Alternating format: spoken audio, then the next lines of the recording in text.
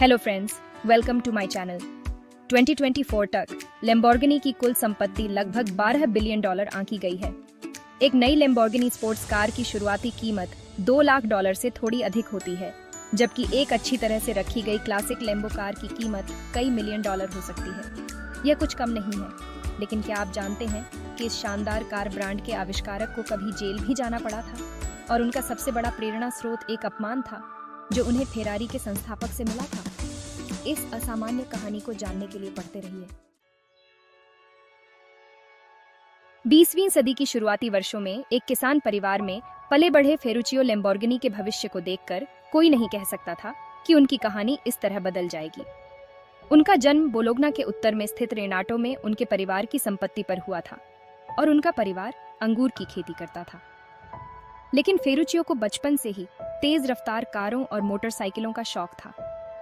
खेती के बजाय उन्हें खेती के उपकरणों में अधिक दिलचस्पी थी और जल्दी ही उन्होंने महसूस किया कि वह अपने पिता के नक्शे कदम पर नहीं चलना चाहते। उन्हें मशीनों के साथ एक स्वाभाविक जुड़ाव महसूस होता था और वह इसी क्षेत्र में आगे बढ़ना चाहते थे। इसके बजाय उन्होंने बोलोग्ना के पास फ्रातेली ताड़िया संस्थान से औद्योगिक प्रौद्योगिकी का एक कोर्स किया और 1940 में स्नातक किया, जो द्वितीय विश्व युद्ध के दौरान इतालवी सेना में शामिल होने के ठीक समय था। फेरुचियो को ड्राफ्ट के तहत इटालियन वायुसेना में भर्ती किया गया, जहां उन्होंने अपने मैकेनिकल इंजीनियरिंग के अध्ययन के दौरान सीखे कौशल का उपयोग किया और एक मैकेनिक के रूप में काम किया। जल्द ही वह इंजन सुधारने और यांत्रिक सुधार करने में माहिर माने जाने लगे, लेकिन 1945 में उन्हें ब्रिटिश सेना द्वारा युद्धबंदी बना लिया गया। उन्होंने वहां भी काम किया। जब वह 1 साल बाद घर लौटे तो फेरुचियो को यह सोचना पड़ा कि अब आगे क्या किया जाए।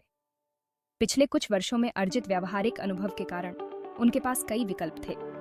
उन्होंने खेती के ट्रैक्टरों और सैन्य वाहनों का गहरा ज्ञान हासिल किया था, इसलिए उन्हें यह स्पष्ट लगने लगा कि इन दोनों दुनियाओं को किसी न किसी रूप में जोड़ना चाहिए। शुरुआत में उन्होंने कारों के साथ प्रयोग करना शुरू किया, लेकिन 1947 में लैम्बोर्गिनी ट्रैटोरी यानी ट्रैक्टरों का इतालवी शब्द अस्तित्व में आया। यह विडंबना ही थी। ज्यादा समय नहीं लगा कि उनका यह उद्यम चल निकला। शुरुआत में फेरुचियो औसतन एक ट्रैक्टर प्रति महीने बना रहे थे, लेकिन उनका व्यवसाय तेजी से बढ़ा और ट्रैक्टर उत्पादन एक सप्ताह में एक ट्रैक्टर से बढ़कर 4 से भी अधिक हो गया। जल्द ही उनकी कंपनी प्रतिवर्ष 200 ट्रैक्टर बना रही थी।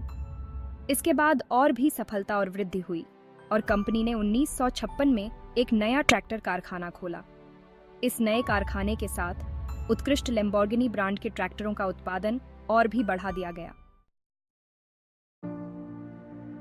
1960 तक उनका व्यवसाय इतना सफल हो चुका था कि वह इसे और भी विस्तारित कर सके और तेल से चलने वाले हीटर और भवनों के लिए एयर कंडीशनिंग यूनिट बनाने लगे। इसने उन्हें एक सम्मानित ट्रैक्टर निर्माता के रास्ते से हटाकर एक धनी उद्योगपति बना दिया और उन्हें इटली के जाने माने नामों में से एक बना दिया। जबकि फेरुचियो का ट्रैक्टर व्यवसाय काफी सफल रहा था, उनकी असली संपत्ति तब बढ़ी जब उन्होंने हीटिंग और एयर कंडीशनिंग में विविधता लाई। जैसे जैसे बिक्री बढ़ी, वैसे वैसे उनके बैंक खाते में नकदी भी बढ़ती गई। इससे उन्हें दुनिया की कुछ सबसे आकर्षक और बहुचर्चित कारें खरीदने का अवसर मिला, जैसे मर्सिडीज बेंज 300 SL, एक ई टाइप जगुआर और 2 मासेराटी 3500 GTS।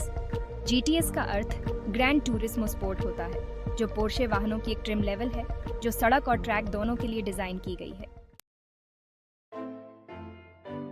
उनका कारों के प्रति प्रेम अत्यधिक था, लेकिन कई महान इंजीनियरिंग मस्तिष्कों की तरह वह अपनी प्रत्येक कार के प्रति काफी आलोचनात्मक थे। वह लगातार एक परफेक्ट कार की तलाश में थे और एक दिन उन्होंने पिनिनफ्रीना द्वारा डिजाइन की गई फेरारी 250 GT खरीदने के लिए मारानेलो की यात्रा की। यहीं से शुरू होती है शताब्दी की ऑटोमोटिव दुश्मनी की कहानी, फेरारी बनाम लैम्बोर्गिनी। उस समय फेरुचियो ने अपनी 250 GT का इतना आनंद लिया कि उन्होंने अगले कुछ वर्षों में कई और फेरारी खरीदी, लेकिन अन्य कार निर्माताओं की तरह उन्होंने फेरारी की भी आलोचना की। हालांकि फेरुचियो इस बात से बहुत प्रभावित नहीं थे। वास्तव में वह अपनी फेरारी 250 GT से काफी नाखुश थे और अपनी असंतुष्टि जताने के लिए सीधे एंजो फेरारी से मिलने भी गए।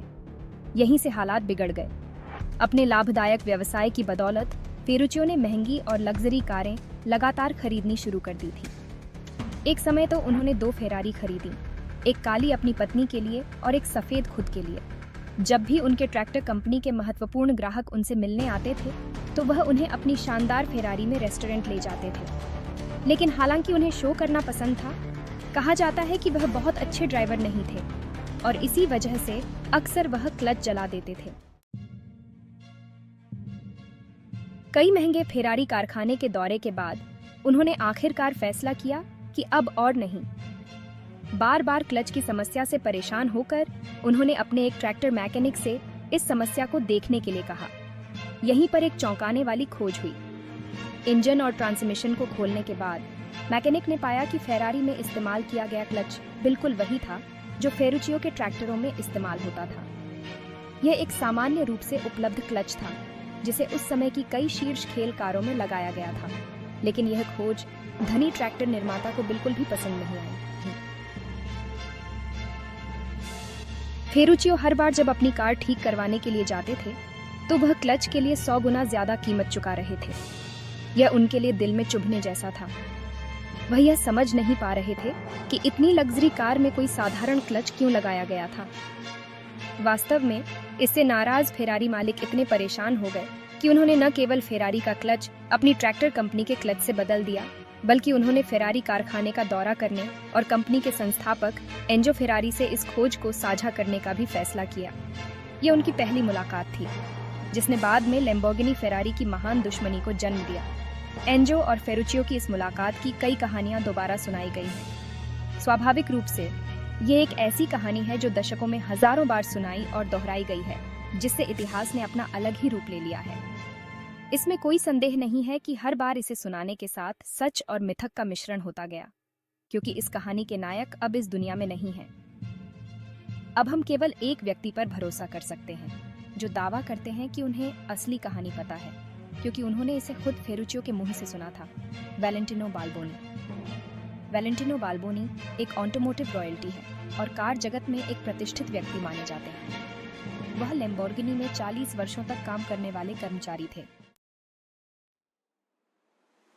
वैलेंटिनो ने अपना करियर एक प्रशिक्षु मैकेनिक के रूप में शुरू किया, लेकिन इसे कंपनी के मुख्य परीक्षण ड्राइवर के रूप में समाप्त किया। उन्होंने सीधे फेरुचियो के लिए काम किया और जोर देकर कहा कि उनके पास असली कहानी है।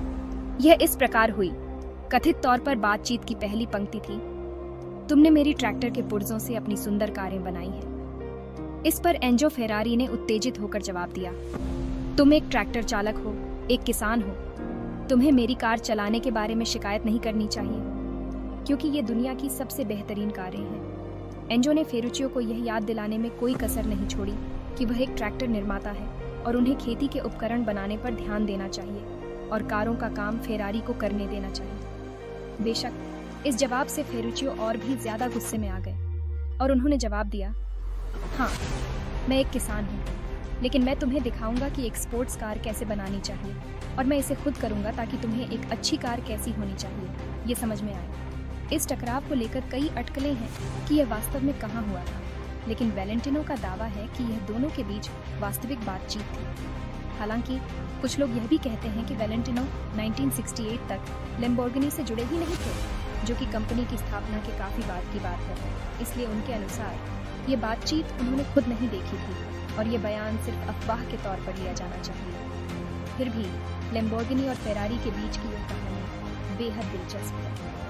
20वीं सदी में कई महान प्रतिस्पर्धाएं हुई। माइक्रोसॉफ्ट बनाम एप्पल, कोका कोला बनाम पेप्सी, बर्गर किंग बनाम मैकडॉनल्ड्स और एडिडास बनाम प्यूमा। लेकिन फेरारी और लैम्बोर्गिनी की प्रतिस्पर्धा 2 गर्वित इटालियन लोगों की थी, जो किसी भी कीमत पर हार मानने को तैयार नहीं थे। कई महान प्रतिद्वंद्विताओं की तरह इन दोनों में एकजुटता ज्यादा थी, विभाजन कम। दोनों उत्तरी इटली के एमिलिया रोमाग्ना क्षेत्र से थे। दोनों को यांत्रिकी में रुचि थी और दोनों ने दुनिया की कुछ सबसे यादगार और प्रसिद्ध कारें बनाई। ये विवरण कहानी को और भी दिलचस्प बना देते हैं। कुछ इसे प्रांसिंग हॉर्स बनाम रेसिंग बुल की दुश्मनी कहते हैं, रेसिंग ड्राइवर बनाम ट्रैक्टर निर्माता की जंग। और भले ही हम कभी यह न जान पाए कि उस दिन वास्तव में क्या कहा गया था, एक बात तो साफ थी, जो कुछ भी हुआ वह मुलाकात अच्छे से खत्म नहीं हुई। दोनों ने एक दूसरे पर तंज कसे, भावनाएं आहत हुई और एक दुश्मनी का जन्म हुआ। फेरुचियो इतने गुस्से में थे कि उन्होंने इसे अपना लक्ष्य बना लिया कि वो दुनिया की सबसे बेहतरीन स्पोर्ट्स कार बनाएंगे और फेरारी को दिखा देंगे कि असली बाजीगर कौन है। क्या वह सफल हो पाएंगे?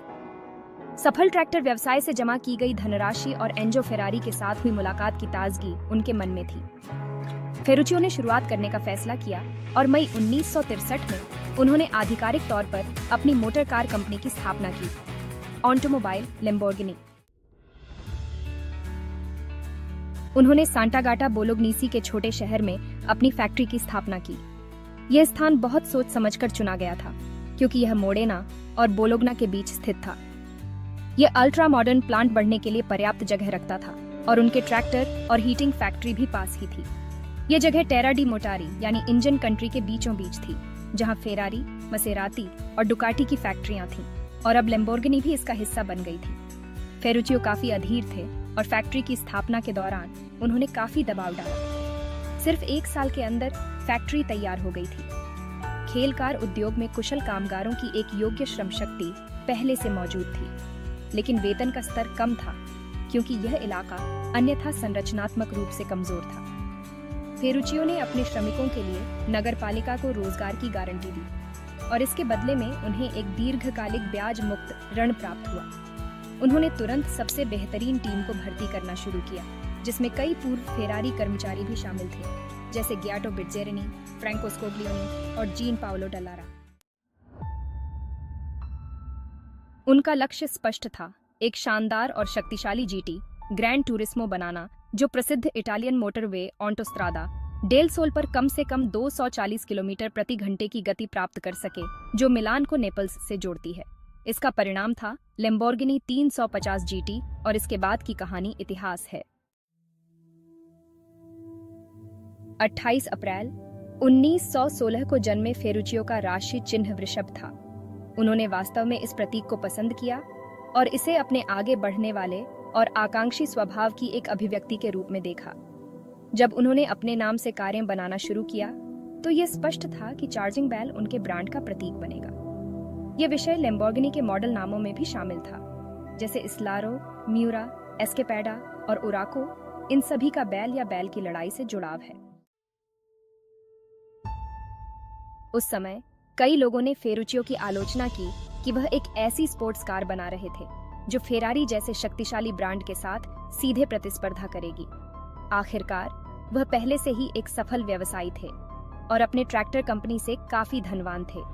उन्होंने एयर कंडीशनिंग सिस्टम जैसी अन्य निर्माण योजनाओं में भी सफलता हासिल की थी, तो वह कारें बनाने का निर्णय क्यों ले रहे थे? जैसा कि हम सभी जानते हैं, कभी कभी प्रेरणा रहस्यमय रूपों में आती है। इस मामले में ये एक तीखी अपमान के रूप में आई, जिसे फेरुचियो शायद कभी नहीं भूले। उन्होंने स्वीकार किया कि उन्होंने वास्तव में कभी कुछ नया नहीं बनाया, बल्कि बस दूसरों के काम को कॉपी किया और सुधारने की कोशिश की। उनकी विरासत आज तक जारी है।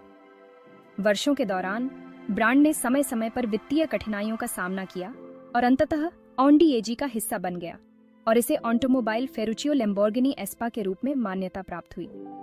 लेकिन यह सच है कि लैम्बोर्गिनी अब भी एक मनचाहा लग्जरी कार ब्रांड है जिसे बहुत कम लोग ही खरीद सकते हैं।